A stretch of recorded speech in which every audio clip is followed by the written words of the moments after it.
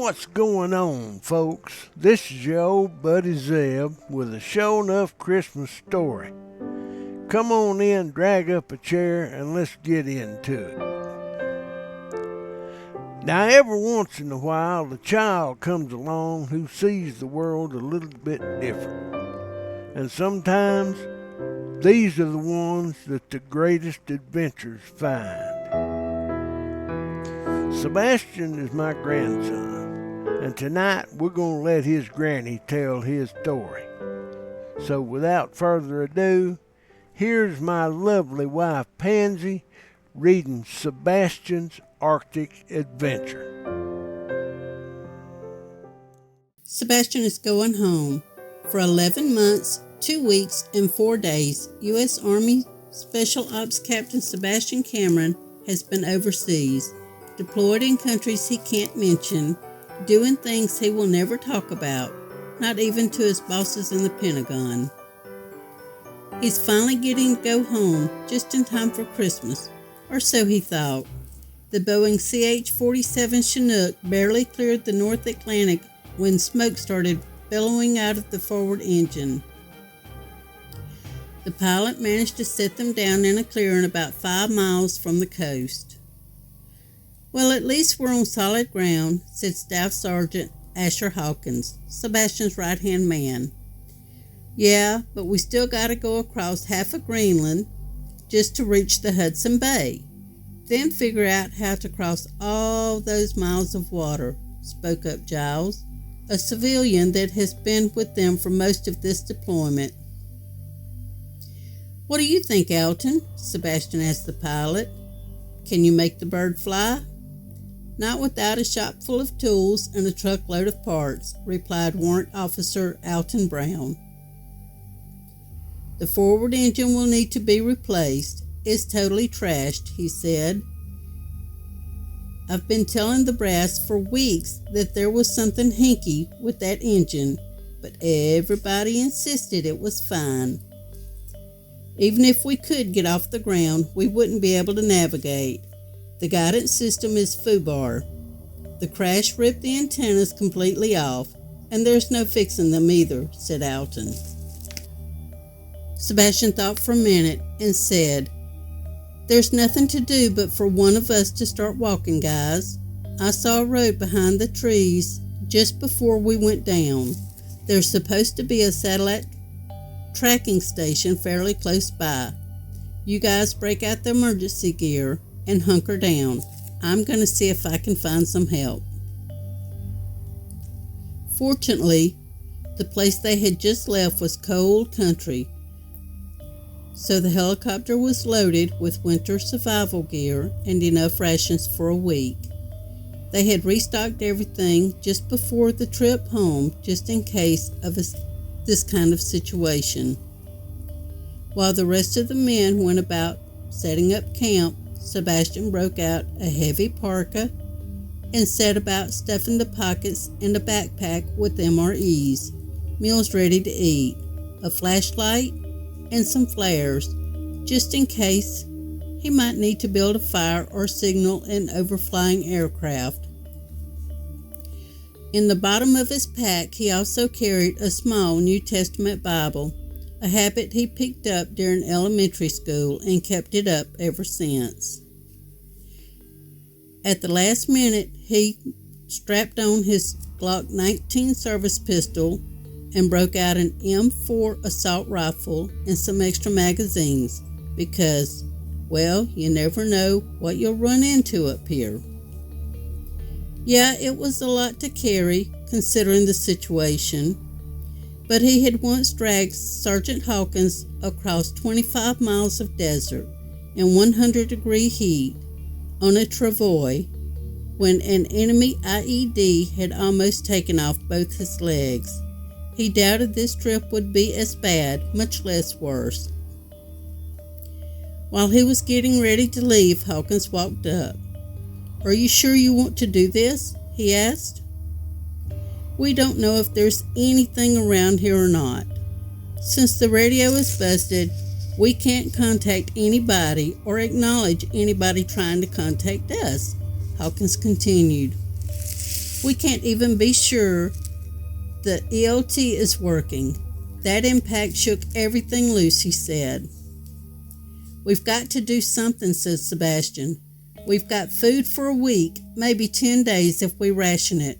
But then, well, there's got to be a satellite station here somewhere. If I can find it, I'll be able to get a message back to HQ and let them know where we are. With that, he strapped on his pack, picked up his rifle, and headed out. The rest of the team already having put the camp in order, snow had been cleared, tent erected, and somebody had already built a bonfire. At the top of a small rise, Sebastion paused and took one last look at the camp. In his heart, he knew he had the best team in the whole battalion. Sebastion knew they would be okay as long as he did his part. He was the one that was in for an ordeal. He just prayed he was up for the task in front of him, then started walking. He's on the ground, alone, miles inside the Arctic Circle. As he struggled through the deep drifts of blowing snow, he thought about his childhood, spent happily watching YouTube or playing Roblox on his phone at his papa's table. If he was home right now, Granny would be decorating the tree and the rest of the house, getting ready for Christmas and that much-anticipated visit from Santa. On Christmas Day, he was always the first one awake, running to the living room where the tree was alive with ornaments, lights, and garland. Under the tree would be presents, wrapped in an explosion of colors and Christmas designs.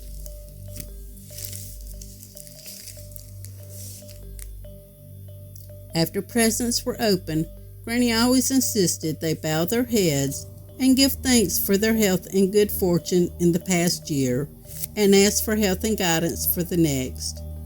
Before long, Granny would put the turkey dressing in the oven, and Papa would fire up the smoker on the back porch. The turkey would be injected, rubbed, and gently nestled into the smoker for a good 4 to 5 hour nap, coming out of a dark golden brown, ready to sit on the table and carved. But even in the warmth of those memories, one stuck out like a knife in a Christmas stocking. He had been in second grade, maybe 7 years old, when Peyton Forrester ruined it. It was the last day before Christmas break. The teacher had let them draw snowmen and pass around candy canes.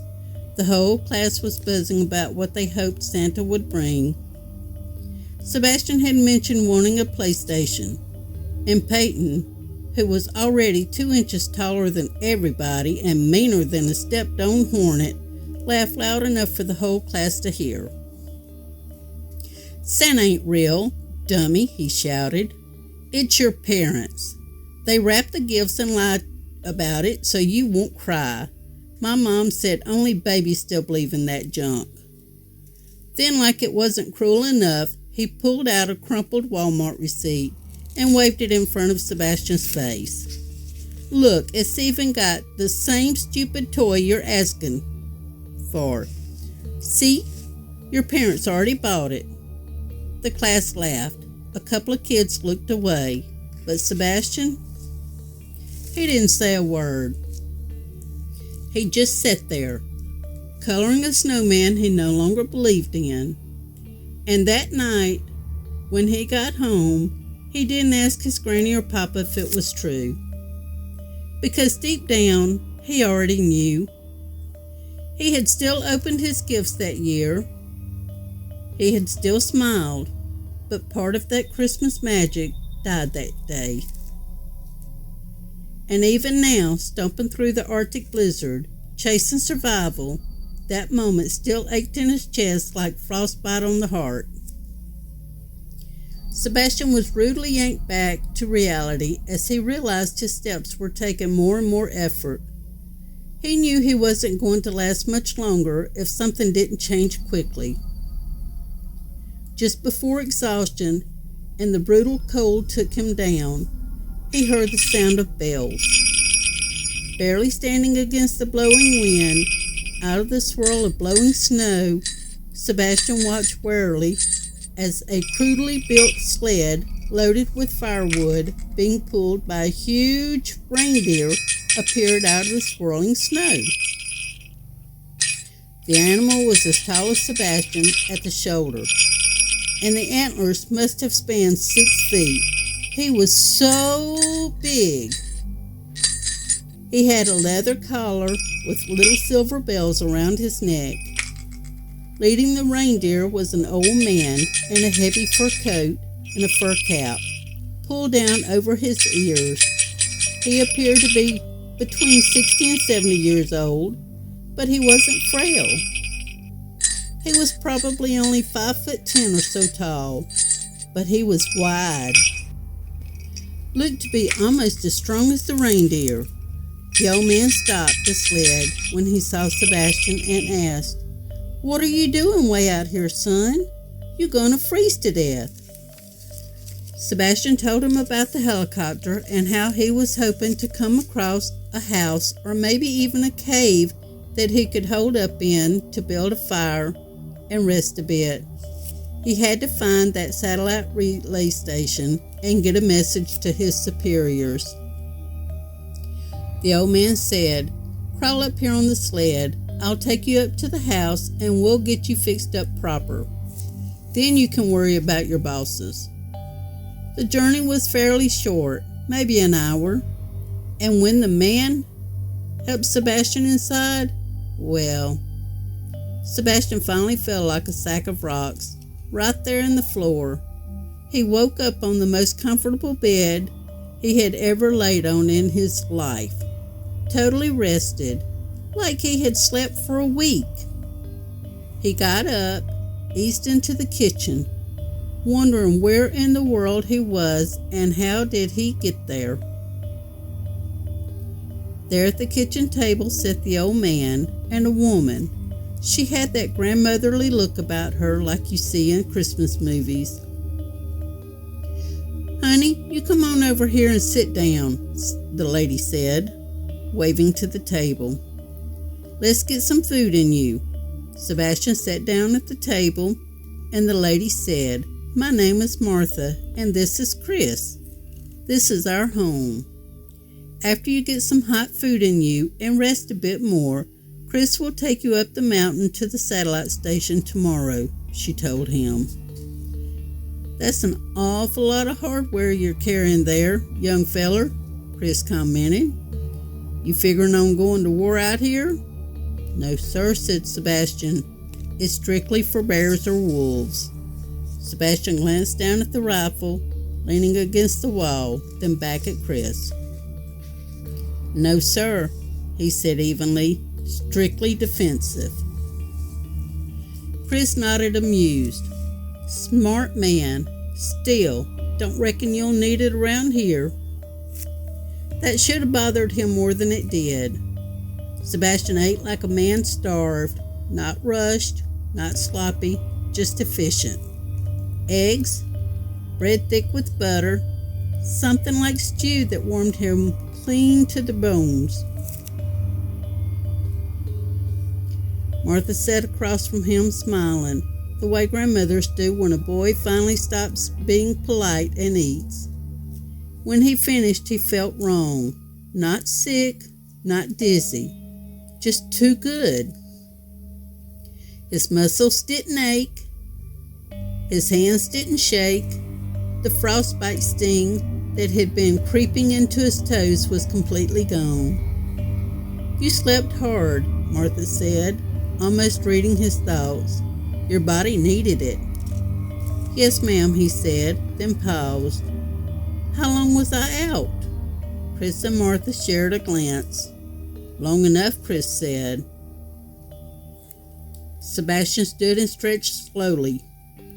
Everything responded perfectly. Years of training told him this wasn't possible, not without days of rest. "Mind if I take a look outside?" asked Sebastion.